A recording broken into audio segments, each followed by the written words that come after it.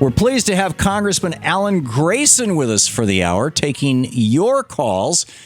Congressman Grayson, who brilliantly represents Florida's 9th District, the congressman with guts. Grayson.house.gov is the official website. Congressman, welcome.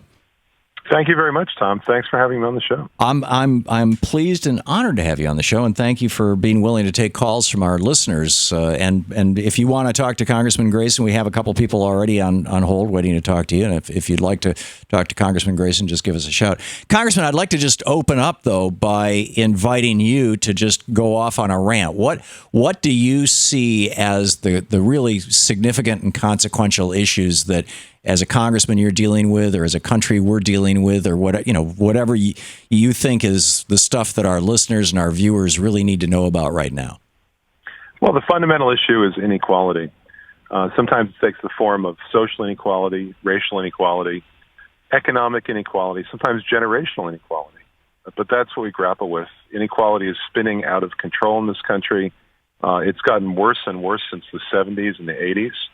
And we haven't had a political system that was willing to come to grips with it or even look at that problem as a real problem. Economic inequality in particular is as bad as it's ever been in this country. In some senses, it's worse than it was just before the Great Depression. And it's leaving people with no sense of opportunity, with no sense that they'll ever be able to be all that they can be, and that they'll forever be constrained by cheap labor and wage slavery. The kind of system that multinational corporations are trying to set up in the United States as a form of perpetual, permanent exploitation. Yeah. So that's how I see it. I know that's grim, but there is hope. The hope is that we still are a functioning democracy. In some respects, we're heading toward an oligarchy. We have an oligarch running for president right now who's leading in the polls for the Republican Party.